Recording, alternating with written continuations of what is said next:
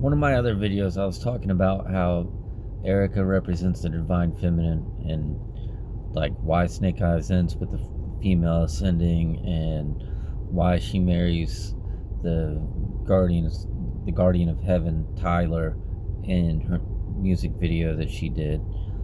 I want to point something out that reinforces this. In the speech that she gave at the memorial, and I'm going to put a link in this down below. I want you to go and listen to what she's saying and pay very close attention to her. So the whole video, like, it's only like two minutes long, and this is the part where she forgives Tyler. But if you actually listen to what she's saying, she never mentions Tyler's name. And the way that she actually goes about describing the speech or this circumstance, she says, that man, that young man, there's a difference between that man and the young man. This actually comes from mythology. So you have the old man and the young man. And in terms of Jesus, the old man would be Inky and Jesus would be the young man. And actually, you'll find statues of Jesus when he's a baby, but he's got like, it's like he has like an adult face. Like it's weird. I haven't looked at it in a couple years, so I'm like trying to remember exactly what it is. I don't want to tell you the wrong thing. But yeah, it's like a baby with an adult face.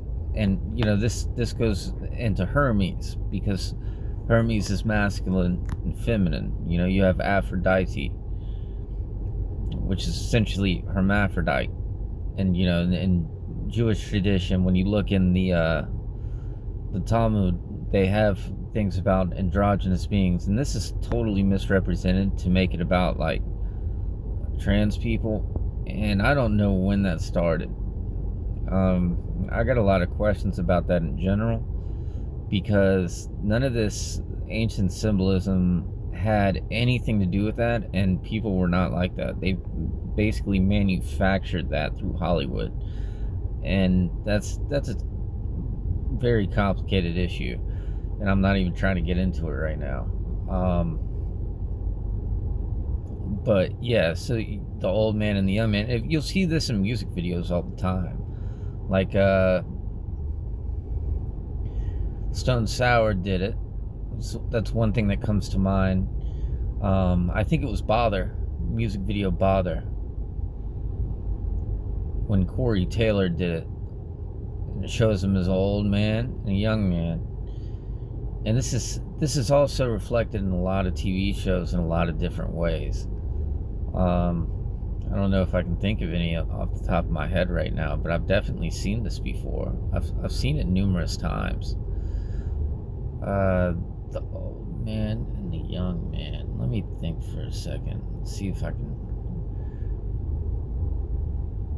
I mean, I guess Zeus and Hercules, and I don't know.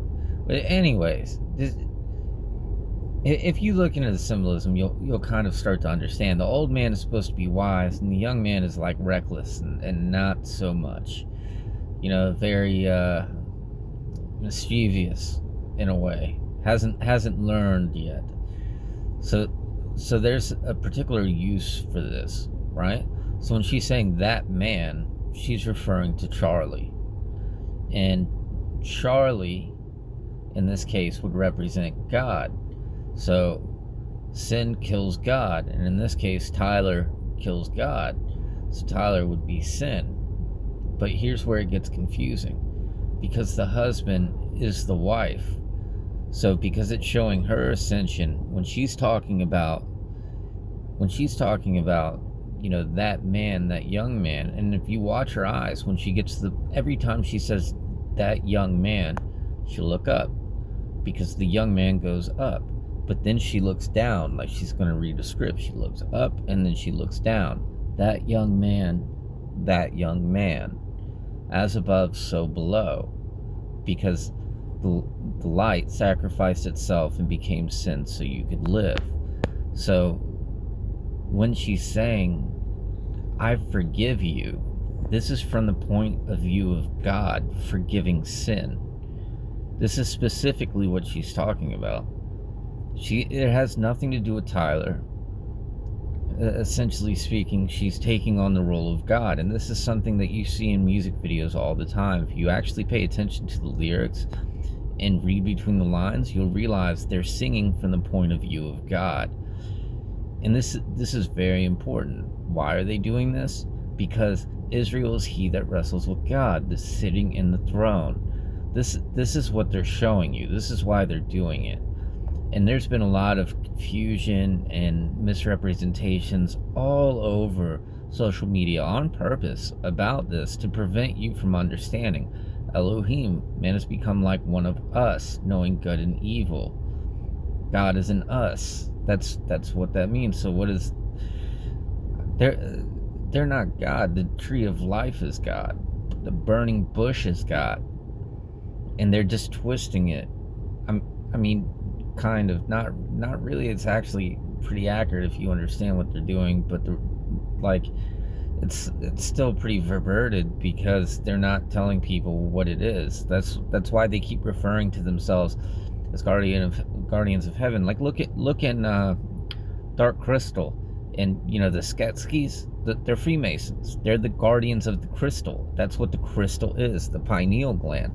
It's literally all about this ascension, and they're just concealing it, hiding it from you. They're the guardians of it. They become corrupt, and that's what's making the world turn into darkness. And that's why all this darkness goes for them in the TV show and Netflix. And like they even have Agra being reborn and being split in two and all these other things. Those things are in there for a reason. So you have to learn to read between the lines of what those are. And there's a lot of different codes in Hollywood. There's an autistic code. There's actually a Neanderthal code. There's a Philosopher's Stone code. There's a goo code. And this is different colored goos, and that's related to the RNA soup that they think life came from. And the alien code is about God. They're in the alien code, the goo code and the autistic code are like always paired together. So when you see one, you'll find the other ones there, and they're doing that for a particular reason. And all of it has to do with what they did 5 years ago that they're not telling anybody about. And all these people all over YouTube, the social media, you won't even find it anywhere. Nobody's talking about it. And it's not that they don't know, because they're using symbolism for it. So if they can't speak on it, that means some kind of financial agreement has taken place, or some other kind of agreement has taken place, or they're just trying to play the game and just kind of ride the waves like everybody else and just exploit it. And I could do that if I wanted to, but I mean, it just doesn't feel right. I don't understand how they can just do that and not care. Like, this information was supposed to be given to everybody, and it wasn't supposed to be taken like this. And it's really created a lot of hatred. And like, this is like the solution to it. It's literally, when you look at all these different religions, they're very combative. But the thing behind them all would bring them together if people would just look at the information for what it's supposed to be, and people would realize that this isn't right. But yeah, like it was created. The stories were created before we spread out to try to keep us on the right path, away from darkness. But life essentially is evil and very corrupt, and that's pretty much what happened. Man comes from the term werewolf. And, if you look at the founding story of Rome, you'll see it there. Like, there's a reason why it's there. God founded Rome, just like God founded America. It's built in myths, a combination of reality and mythology. And they combine the two in order to tell a story, but they pass it off like history. And it's not. It's just not. The two brothers are pretty much in everything. That's what the old man and the young man are. They're the two brothers. That's the two towers. you know. There's the reason why they're always, the second one is being rebuilt is because it's been sacrificed. It's been sacrificed by the other one, so it has to be rebuilt, and that's how you get the third temple. That's how you get to the third one. But originally it was just one, and that would be you. You would be the temple, the house of God, and then they created the myth of a second temple based like it was a real war, and they were just like, I guess they just found a random temple, and they were like, hey, look, this is a temple. And now all these people are shuckling it, and that's freaking weird, man. And I really don't like that. I don't know how anybody can see them doing that and think it's normal. And Trump did it slow, man. It's so creepy. I can just like picture him and Epstein, like they each got their hand on the wall and they're just shuckling, just looking at each other. And Epstein's like, I plead the 4th Amendment and the 5th Amendment. And Trump's just like, grab him by the pussy. And then Adam Sandler just pops up and he's like, tap it on in. Anyway, I probably shouldn't include that, but I'm going to anyways. Because, I mean, these people, it's like a circus. It's comedy. It's pure comedy. And the fact that, you know, these Hasidic Jews actually sexualize these stories is just disturbing, really. I don't know how anybody can see that and think it's normal, because it's just, that makes me want to assault people, because I'm like, what are you doing? Like, you should not be humping the air in front of everybody while you read the Bible. I mean, it's just, or the Talmud, whatever the hell you're reading. You shouldn't do it reading anything. I mean, unless you're alone by yourself and you're reading some kind of erotic material, that's on you. But, I mean, come on, man. And I really like, and that, you know, the song "Every Day I'm Hustling." Somebody needs to make an AI version. Every day I'm shuckling, every day I'm shuckling. It's just creepy, man. Anyways, so last thing I want to address before I cut this one short is you know, this alleged peace deal that Trump allegedly gave these people ends October 5th. Well, Sukkot starts on the 6th.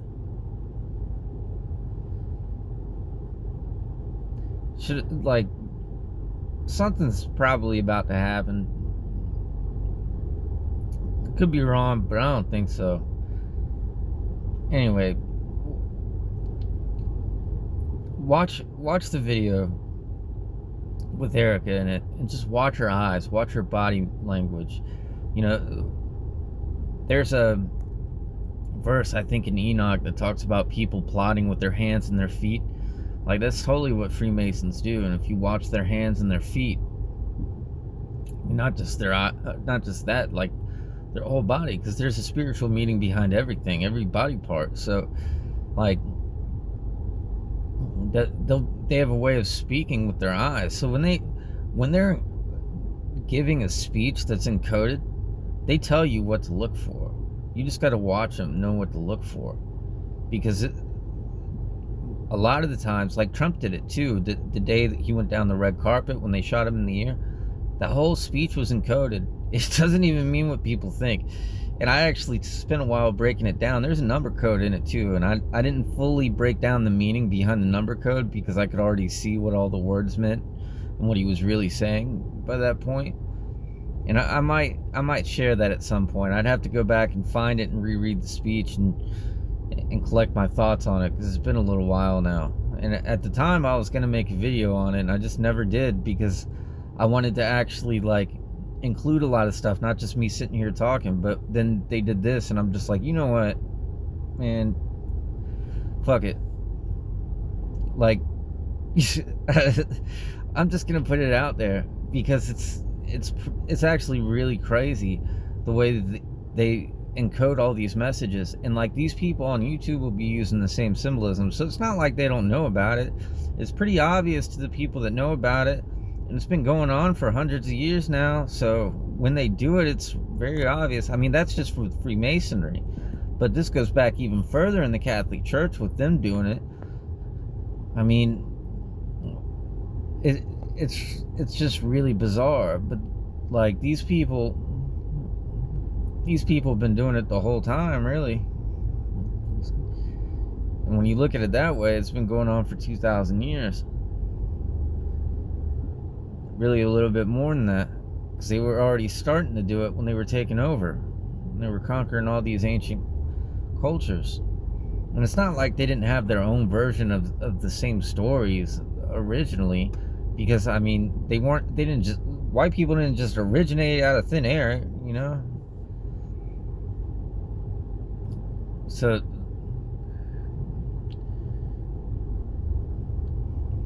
but I mean they say, and this is basically coming from these same people, but they're saying that like the oldest evidence is like 5,000 to 7,000 years old for white people, but it would have been born in like mixed society. So think of like a genetic mutation occurring or something within the offspring. So it's not like they just got lighter over time. Like people had blue eyes when they still had dark skin before light skin even formed. And the reason why I think it happened, honestly, the only thing that makes sense to me when you think about it, I mean, if black skin or dark skin, it's not every single dark skinned person is black per se, but let's just say dark skin, if that's meant to absorb UV rays and light skin is meant to reflect it, then it happened, you know, in colder climates. And then people say, okay, well, what about oh man, what are they called? People that live in the snow or whatever. Well, like why aren't they white? Because they use those goggles, and the snow's also reflecting it anyway. It's reflecting the UV rays onto them, so they have more UV rays to deal with. It's different. So that's why they didn't develop that. It's God saved us in the wilderness, so it's not something like skin color isn't something to be proud of or ashamed of. It is what it is. Like those things happened to make sure that we survive. God wasn't going to let us die. It's the energy within. It changed us, and it didn't change our brains. We're still the same. It just changed the appearance to make sure that we wouldn't die.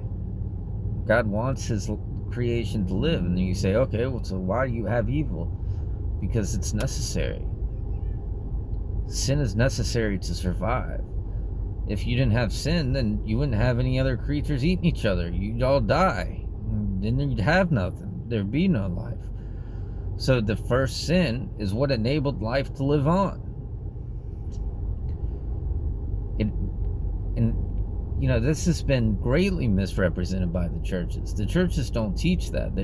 Like, sin is evil. Yeah, okay. I'm not saying like, hey, you should go out and sin or anything like that. But I mean, you have to understand why these things exist. Life itself is evil by design. You know, and when you look in the Bible and it talks about, you know, you had the first 3 kings, which includes Solomon. Well, that's literally the Kabbalistic tree of life right there, 3 pillars. And then they branch off. And you end up with, oh man, what was this? It's been a while since I thought about this too. From there, you end up with, oh man, I can't remember.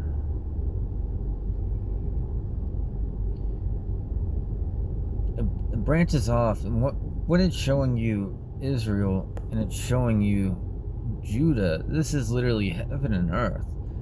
So then you have the kings above and the kings below, and if you add it up, you get 19 above, 19 below. This is the Alpha, the Omega. And then you have a remaining one left over, and that's the Queen of the South. God gave the world to her, the Queen. And again, it's all symbolic, right? That's why the world has a Taurus field. Live evil. But people don't understand that life is evil, that people are evil. People think that they're good. And what what does the Bible tell you? Nobody is good besides the Father, the King of Israel. And that's what it's all about. So, if Charlie is Jesus, then she's Mary.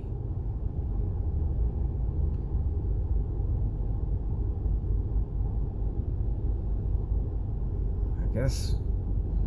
And you know, like, speaking on the last video that I made too, like, what I think this was is like,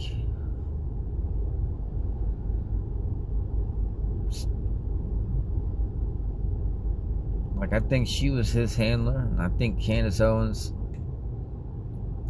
husband is hers. Like, manufactured relationships, just like these families would marry in, and it would be arranged marriages. Arranged marriages have been going on for thousands of years, man. The first marriages were arranged marriages, and you would do this in order, you know, if you it would be like an arrangement between families for different purposes.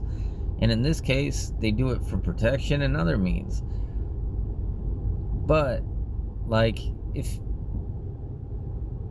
you're being put in a arranged marriage because you're going into the spotlight to manipulate the public, I mean, they did it for other reasons. Is that, like, it would make sense, man. It would really make sense. But anyway, I don't. Like I said, it's a king's ritual. Husband is a wife. And if you look at the mythologies, right? It starts with a man and a woman, and then they have 2 kids. So that's 2 brothers. And then they have kids. And that basically they end up giving birth to their parents again. And if you actually understand the story properly, and you learn how to read between the lines, Adam is Jacob. It's the same thing. Starting over. The pantheon is starting over. And it is a pantheon, man. It is. That isn't our history. It's God's story.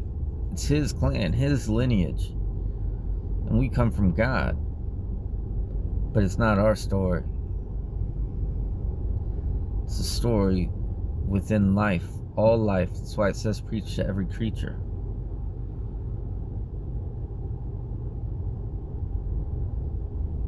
Like, it's, in its proper context, if you actually understand it, it's about pure unity, not hatred at all. And then to see what they've done with it,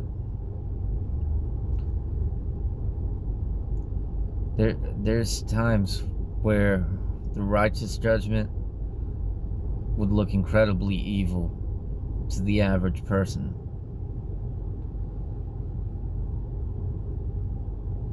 And I don't think it's going to happen in our lifetime.